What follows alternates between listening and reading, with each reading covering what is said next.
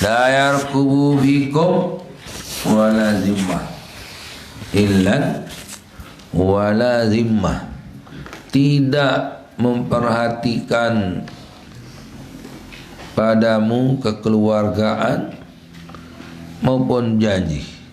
Di keluarga ada lagi janji.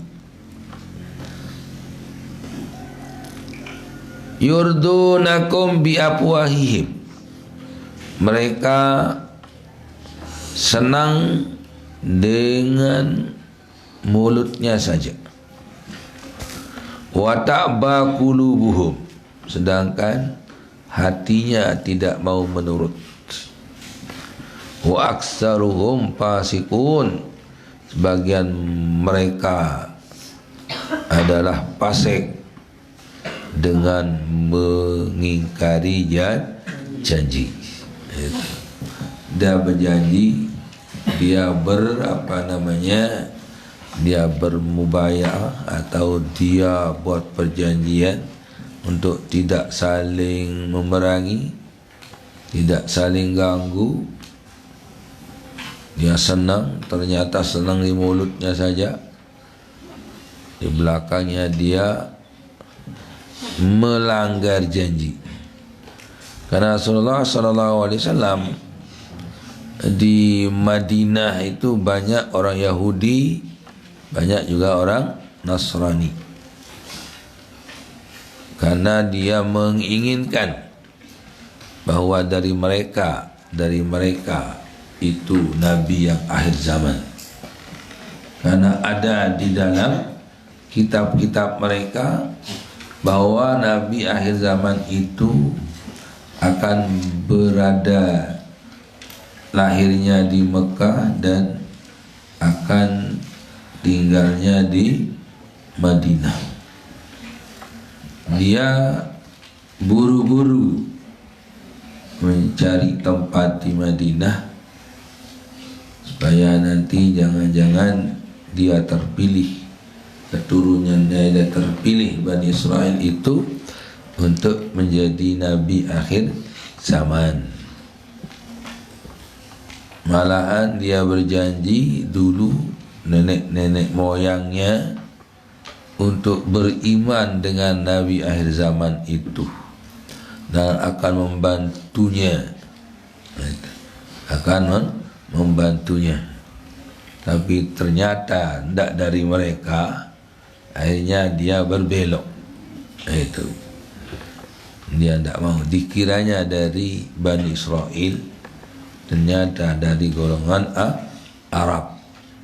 Itu karena yang dari nabi-nabi itu dari Bani Israel yang banyak. 8.000 nabi, 4.000 dari Bani Israel katanya. Bani Israel itu auladu Yaqub, ya. Jadi dimulai istilah Bani Israel, Yaqub, Yusuf, Ayub, Su'aib, Zulkifli, Daud, Sulaiman, Ilyas, Yahya, Isa. Itu Bani Israel. Kemudian dari Nabi kita Muhammad sallallahu alaihi wasallam dari keturunan Ismail, dari Abul Anbiya lah. Nabi Ibrahim jadi Abul Anbiya. Ya, banyak cucu-cucunya menjadi nabi. Nabi Ibrahim dijulukin dengan Abul Anbiya karena dia banyak cucunya menjadi nabi. Dia punya 2 istri, namanya Sarah dengan Siti Hajar. Siti Sarah dengan Siti Hajar. Siti Sarah itulah yang beranak Ishak, sedangkan Siti Hajar beranak Ismail. Ismail lebih dahulu daripada Ishak. Jadi karena dia tidak bisa beranak. Siti Sarah, kemudian ada anak kakonnya namanya Sahajar. Dimintalah oleh Siti Sarah untuk mengawini Siti Hajar, karena dari dia tidak bisa beranak, mungkin nanti dari Siti Hajar akan beranak. Dan ramalannya benar, firasatnya. Akhirnya kawinlah Sayyidina Ibrahim dengan Siti Hajar. Kemudian dia beranak. Itu kan, dia beranak. Namanya wanita tidak bisa disembunyikan. Tabiat sudah melekat dari dulu sampai lat.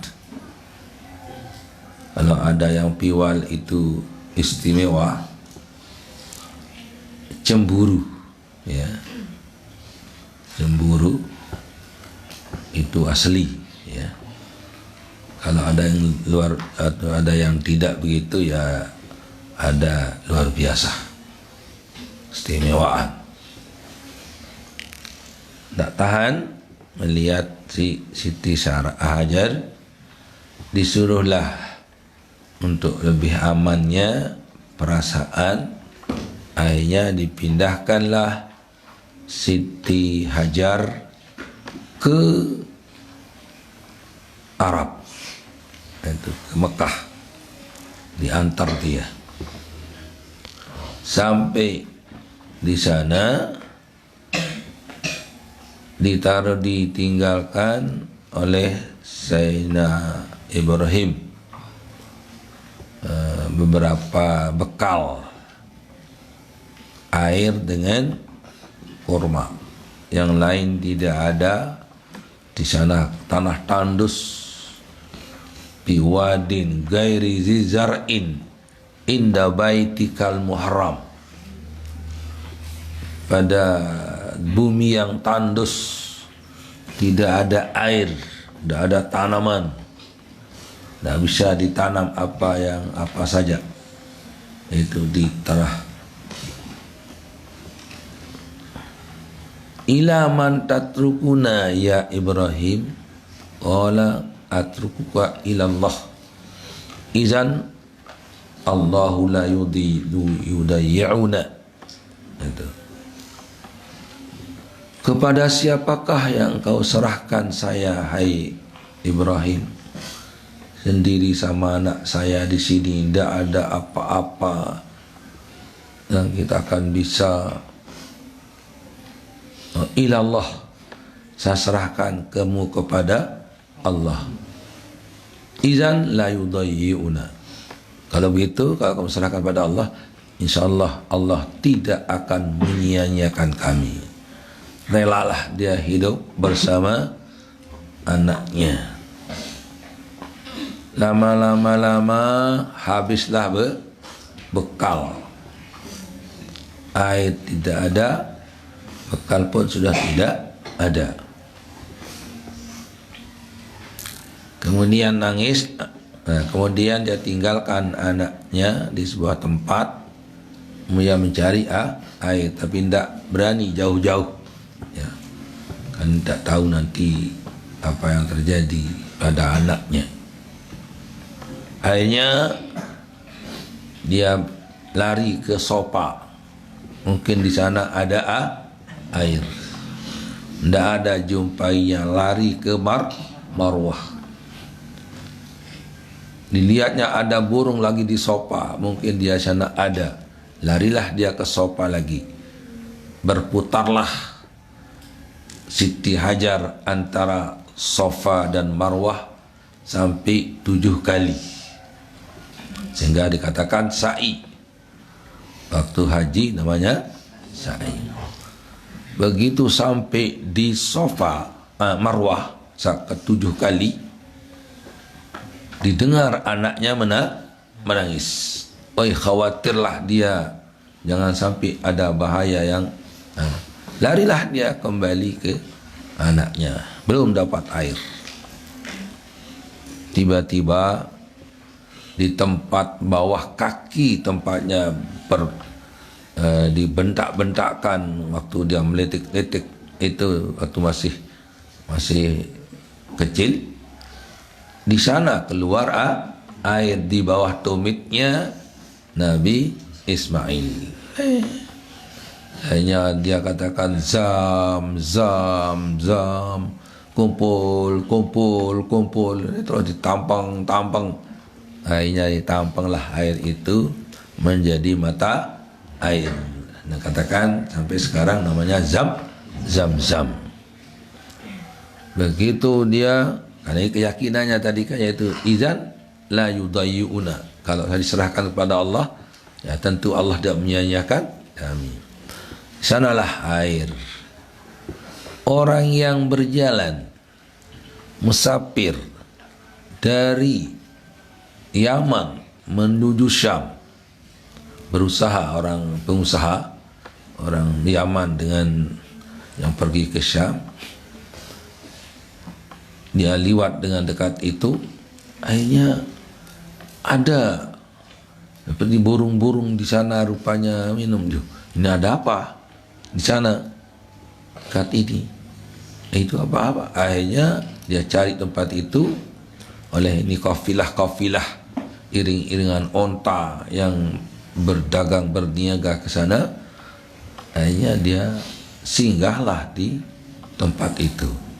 Dia cari, dijumpainya air. Wah, di sini ada air. Tapi ingat saya yang punya air ya, kata Sanina Siti Hajar. Akhirnya dibelilah pada mereka, kepada Siti Hajar, beli air, ya adalah uangnya kan, uang. Terus yang mereka juga beli, bawa barang, bawa gandum, bawa segala-galanya, dia beli gandum dengan bayar air. Akhirnya dia lama minta dia tinggal di sana juga, ada di antara mereka. Ya tentunya beli tanah di Siti Hajar, kayalah Siti Hajar. Nah itu itu kaya Siti Hajar. Terus udah banyak temannya sana sekarang. Itu banyak, dan lama-lama besar Siti Nabi Ismail datang, siapa? Nabi Ibrahim menjenguk. Nah, dia suruhlah untuk membuat Ka'bah. Itu kan. Lama membesar, pergi kembali lagi, disuruh untuk disembelih. Inni ara fil manami anni azbahuka fanzur ma tara. Qala ya abadi fal ma tu'mar satajiduni insyaallah sabiran insyaallah minas sabirin. Itu kan dia. Kemudian dia katakan, saya dimimpi, untuk mimpinya para nabi itu wahyu. Ayo mimpinya, ayo saya disuruh menyembelihmu. Silakan kalau memang perintah. Mudah-mudahan saya menjadi orang sabar, katanya. Disembelih tapi tidak bisa kena dengan akhirnya diganti dengan kambing. Itulah terjadilah korban. Nah, itu mengingat bagaimana Nabi Ibrahim mengorbankan anaknya cuma satu semata wayang, diuji oleh Allah untuk menyembelihnya. Hati siapa tidak akan renyuh perasaannya, tapi demi karena perintah Allah dimenangkan perintah Allah daripada perasaannya, sehingga diserahkan anaknya kepada Allah untuk disembelih, tapi ternyata diganti dengan kambing. Nah itu sejarah kurban itu. Kemudian Begitu sudah besar, sudah kawin malahan, Sayyidina Ismail, datanglah Nabi Ibrahim sama istrinya, dijumpai tidak ada. Di mana Ismail? Oh, sudah tidak ada di sini, sedang pergi nyeran. Bagaimana penghidupannya? Kasih ke darat, tapi pilihlah dok. Kalau ada hasil nyeran, ya terima. Tidak, ya tidak. Tidak ada syukurnya orang ini, kata jadinya. Dia pesan nanti kalau pulang suamimu, salam saya, suruh dia ganti pintunya, ganti daun pintunya. Oh ya, insyaallah, katanya. Pergilah dia. Datanglah Nabi Ismail, sudah pulang ayahnya.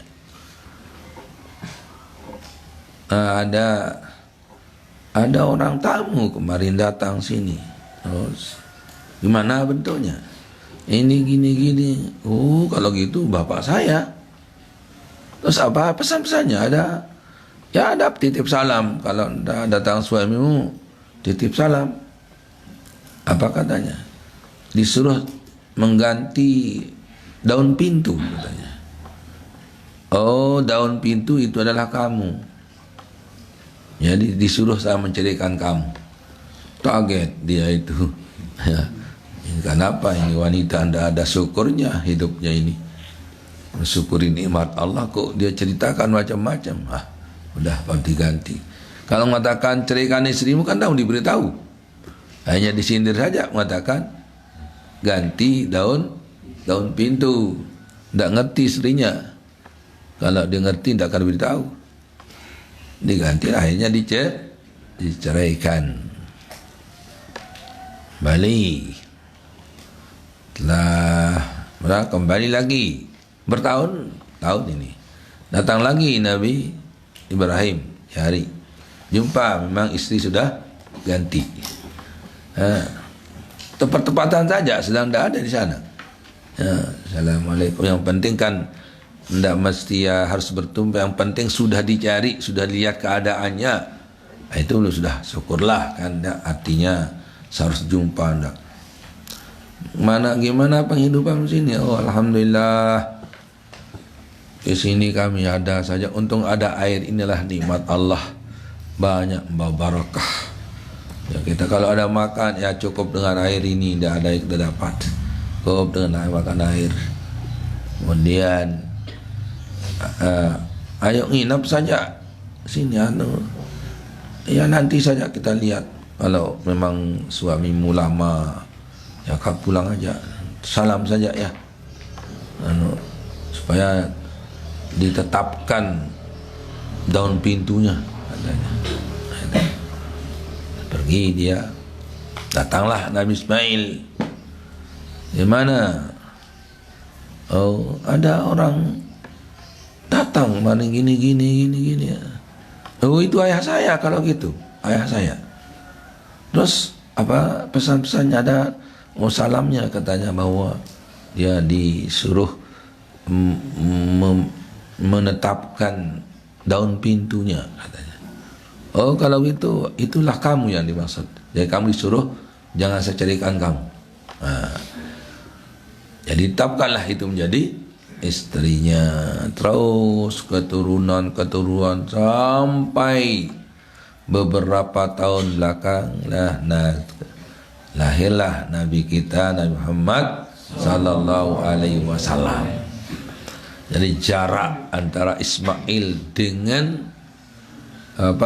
dengan Nabi Muhammad berapa ribu tahun itu kan, dengan berjarak dengan para nabi dari Nabi Ishak kan.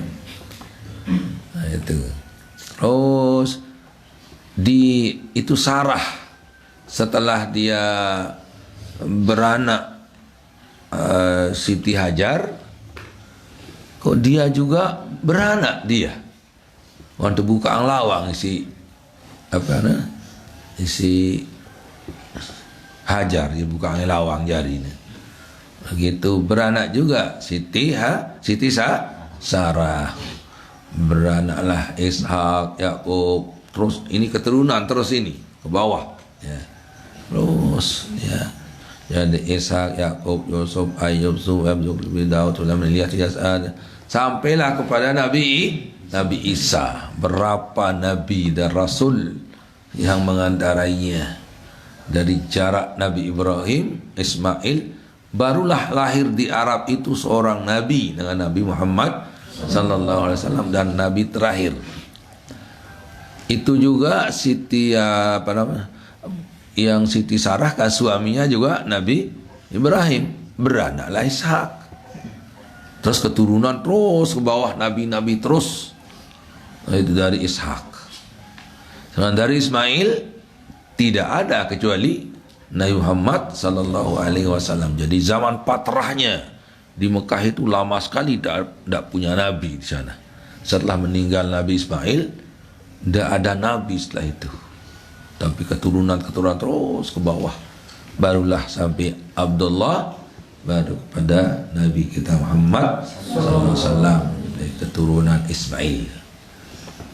Jadi Nabi Isa keturunan Nabi Ishak, sedangkan Nabi Ismail, Nabi Muhammad keturunan Nabi Ismail. Dua-duanya Ishak maupun Ismail dari Nabi Ibrahim alaihissalam. Biasanya mereka itu Palestina di Syam itu kan, tidak ada yang sampai di Madinah atau di Makkah. Barulah dia di Madinah. Dia baca kitab-kitab oleh orang-orang Yahudi Nasrani bahwa ada kan Nabi akhir zaman yang berkedudukan di Mekah dan Madinah, sehingga dia banyak yang menduduki atau banyak dia berumah di Madinah.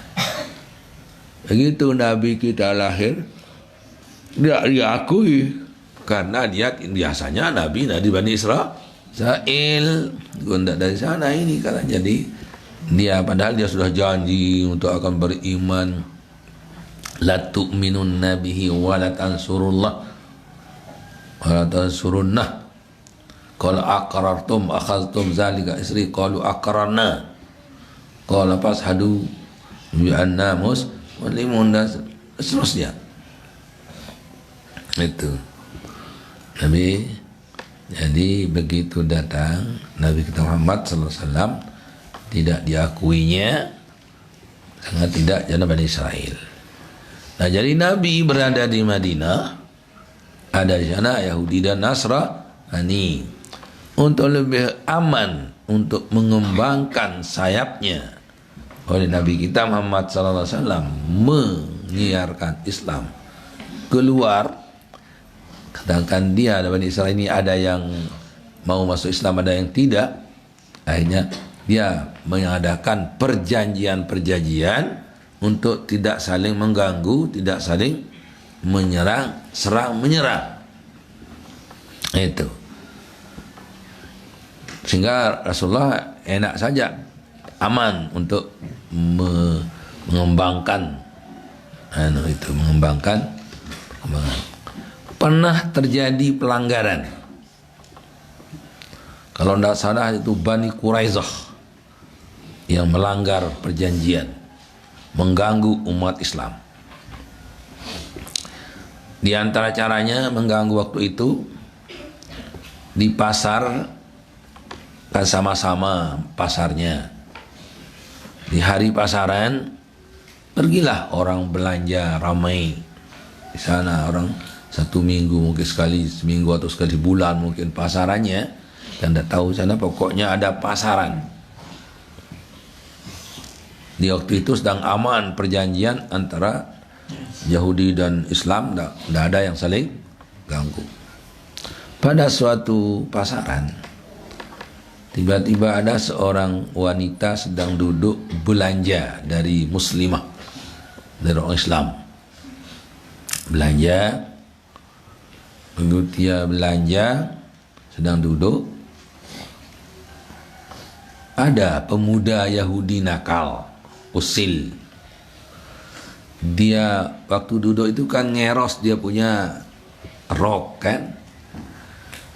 Dinaikkanlah roknya ini ke atas. Tidak ada kau orang secara jajas-jajetan orang belanja kan. Diangkat roknya wanita ini dari belakang ke kepalanya, dia diikat anunya apa? Ini roknya diikat di kepalanya sini, di sini. Begitu dia mau bangun nanti kan kelihat aurat. Waktu duduk enggak, karena melekuk kan. Duduk. Akhirnya begitu naik, naiklah roknya untuk senggitan tumudi. Beo dengan kederek kan. Nah itu orang dulu ndak ada yang pakai CD, celana dalam, CD, ndak pakai celana dalam, pokoknya di luar sudah itu ndak pakai CD. Biar akhirnya ada yang tahu dari umat Islam, dibunuhlah yang nakal itu oleh umat Islam. Begitu lihat ini membunuh, dibunuhnya lagi oleh orang Yahudi Muslim ini. Pure akhirnya saling bunuh, ketahui sebabnya. Jadi ternyata yang melanggar janji adalah dari pihak Yahudi. Karena sudah berjanji, sekarang apa tindakan yang akan akan dikerjakan, akan pembalasan hasil musyawarah apa? Karena ini melanggar janji. Orang yang pihak melanggar minta hukum kepada Muaz, Sa'ad namanya, kepada Sa'ad. Sa'ad itu orang Yahudi asalnya, kemudian dia masuk Islam. Mungkin dia lunak akan memberikan hukuman kepada pelanggar janji. Itu dia, menurut dia minta supaya turun tanganlah Sa'ad untuk menghukum kami. Dengan hukumnya kami terima. Mungkin karena keluarganya dan asal Yahudi, mungkin dia akan memberikan keringanan kepada temannya, bekas temannya. Nah, itu kan. Akhirnya dipanggil oleh Nabi. Hai Sa'ad, mereka teman-temanmu Yahudi itu meminta kepada hukuman kamu saja, katanya. Apa yang kamu akan hukum kepada mereka? Terus gitu dia, kalau saya disuruh pendapat, tidak ada pantas bagi pelanggar janji itu kecuali ini saja, katanya. Dihanukan oleh Sa'ad, katakan yang ini saja. Dikiranya bahwa akan melemah hukumannya oleh mereka, ternyata lebih berat lagi. Akhirnya diputuskan akan disembelih mereka karena langgar janji itu, dan dia sudah menyerahkan kepada Sa'ad untuk apa saja hukuman Sa'ad akan diterima. Dia tidak pernah disuruh apa-apa oleh Nabi, mengatakan begini-gini, cuma dia dikatakan bahwa kamu yang diharapkan oleh mereka untuk menentukan hukuman. Tapi tiba-tiba Sa'ad juga mengatakan tidak ada pantas kecuali gini saja, katanya. Akhirnya terpaksa mereka nerima. Itu. Di hukuman waktu itu, yang anak kecil dan yang kecil laki maupun wanita dijadikan budak. Jadi imak hamba sahaya budak. budak bahasa Indonesia. Kalau budak bahasa Melayu itu budak anak kecil maksudnya. Itu. Sekarang ini wanita dan anak kecil langsung menjadi budak. Wanita yang balik ataupun tak balik tak dibunuh. Dan anak kecil, wanita atau lelaki tidak dibunuh. Anak kecil itu. Yang kena hukuman sembelih itu orang laki yang dewasa. Itu orang yang balik. Banyaknya 80 orang. Dibuatkan parit. Kutila ashabul ukhdud. Tapi bukan di sana aja. Cerita dulu kalau surat ukhdud itu ya. An-Nazatul Waqud itu lain itu ya. Di hadis sempat cerita. Nah, ini setiap dipenggal leher tinjau terus tulis anu doang.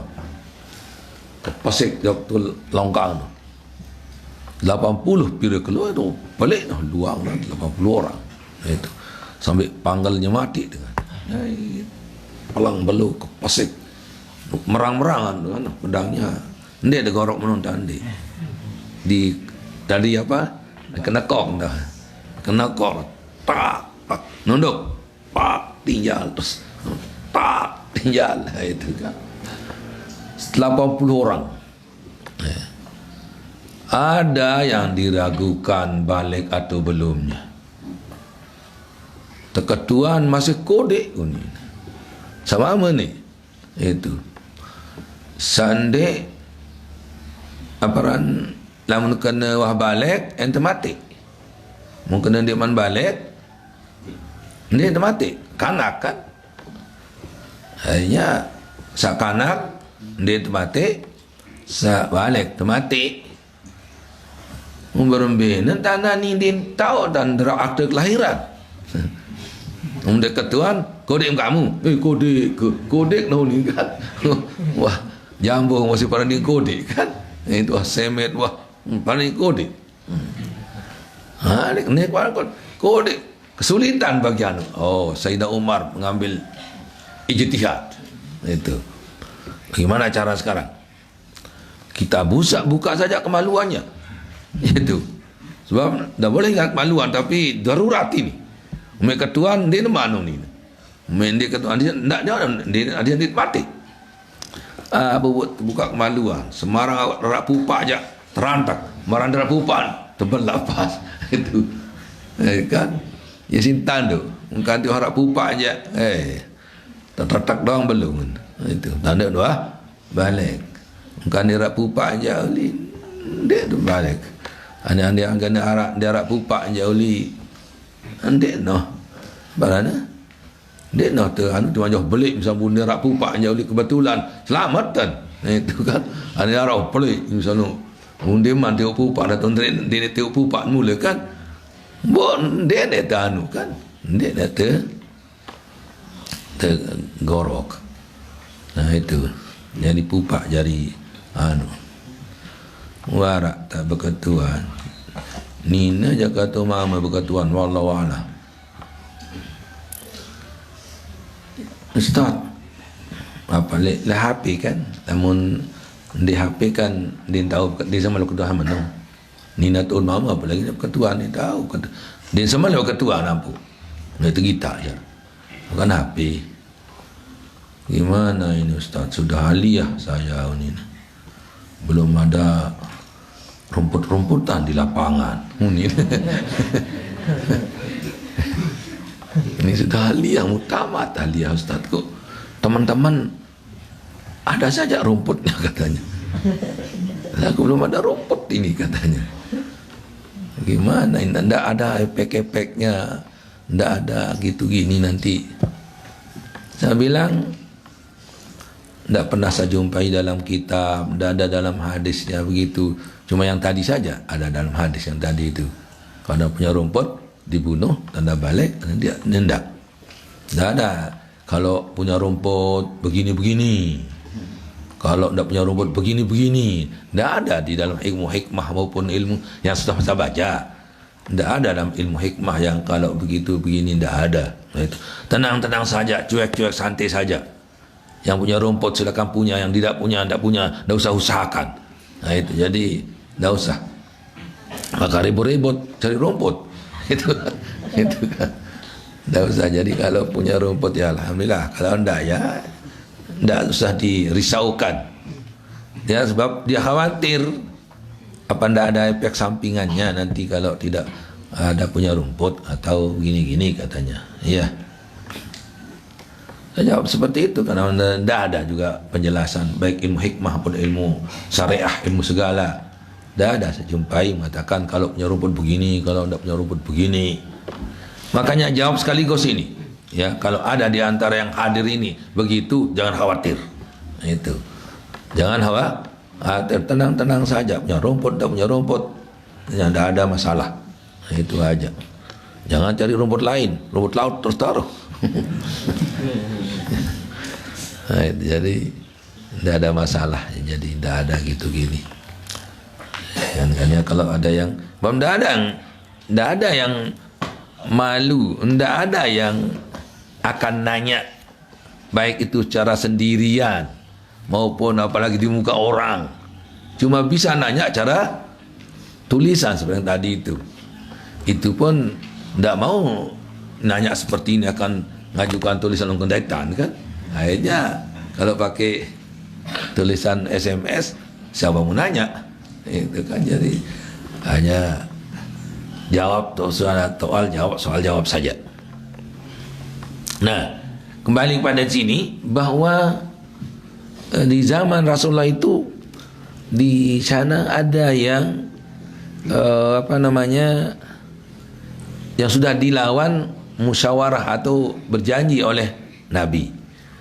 Tiba-tiba dia melanggar, itu kan. Itulah yang dimaksudkan kaifa wa yazharu alaikum la yarkulu fikum zimman illa wala zimmah. Itu gimana sih mereka itu melawan kamu hai Muhammad, umat Islam, padahal mereka sudah berjanji untuk tidak saling perangi dan tidak melihara itu janji itu, padahal itu keluarga dan juga berjanji katanya. Gimana? Nah, itu berarti tidak baik itu. Ilan wala zimmah, ilan keluarga, zimmah janjinya. Mereka berjanji di mukamu hai Muhammad, yurdukum bi afwahihim, dengan mulut mereka berjanji iya sepakat setia. Ternyata ta'ba qulubuhum, karena Allah yang tahu hatinya, kan yang lain tidak tahu, tapi Allah mengatakan wa ta'ba qulubuhum, sedangkan hati mereka menolak. Itu seperti yang tadi itu kan, jadi menolak dalam hatinya, tidak mau berjanji dalam mulut, ternyata hatinya nakal. Ta'ba qulubuhum, mereka itu gimana? Wa aksaruhum fasikun, mereka itu adalah orang fasik kalau melanggar janji. Itu bagaimana? Ishtarau bi ayatillahi thamanan qalila, memperjualbelikan ayat Quran dengan harga yang murah. Itu dengan janji-janji dunia. Kok dia dia batalkan janjinya dengan Rasulullah sallallahu alaihi wasallam dengan iming-iming janji uang, atau janji kalau kamu langgar janji nanti saya berikan uang begini. Memang dari dulu orang upah-upah itu ada jadinya. Itu dia jual janjinya dengan harga yang, nah itu. Jadi ayat Allah artinya janji-janji Allah tadi itu dirampas atau dirusakkan.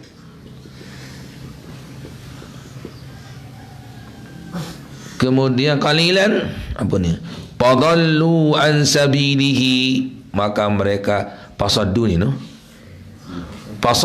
an sabilihi, dengan cara menghalang-halangi perjalanan Rasulullah sallallahu alaihi wasallam atau perjalanan Allah Subhanahu wa taala, agama menghalangi agama Allah, menghalangi untuk seriarnya agama Allah, menghalangi orang-orang muslim yang mau berjuang kepada Allah. Itulah bentuk-bentuk bentuk pelanggaran-pelanggaran itu. Fasaddu an sabilillahi, an sabilihi.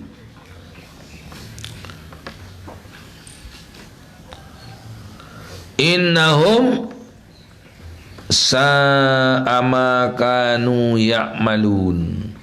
Maka mereka itulah yang mengerjakan sejelek-jelek apa yang dilaksanakan. Melanggar janji itu luar biasa. Itu. Jadi di sa'ama kanu ya'malun, salah jalan. Itu. Orang yang melanggar janji itu salah jalan. Sebelum berjanji, pikir-pikir dulu daripada akan dilanggar. Wa aufu bil ahdi innal ahda kana mas'ula. Itu. Tunaikanlah janjimu karena janji itu akan dipertanggungjawabkan. Justru itu, kalau tidak akan menunaikan janji, jangan berjanji. Itu. Jangan janji. Jangan mengatakan kalau walau 1000 datang menggoda, ku takkan tergoda. Walau 1000 datang mengabdi, ku tak ingkar janji. Datang batu Malaysia, terlepasang kepeng 1 juta, Jumaten terus. Ni sekedar doang ni dulu. Mukadimah, lemak kemudian, mas kahwin lain. Kesukaran ni untuk kamu ni 1 juta ni, untuk kamu dulu. Lah, lupa janji ni. Tergoda 1000 godaan ni dikit tergoda apa? 1000 janji orang mengabdi tapi takkan janji. Sedang-sedang langgar. Ini yang potnya seperti yang tadi, disembelih saja. Itu diimport jadi benek, ingkar janji itu. Innahum sa'a ma kanu ya'malun. Mereka jelek sekali pekerjaannya. Itu. La yarkubuna fi mu'minin illa wala dhimmah. Itu. Mereka tidak memperhatikan, tidak melihara padahal keluarga, ilan wala zimmah, tidak juga dia anukan janji. Itu. Ulaika humul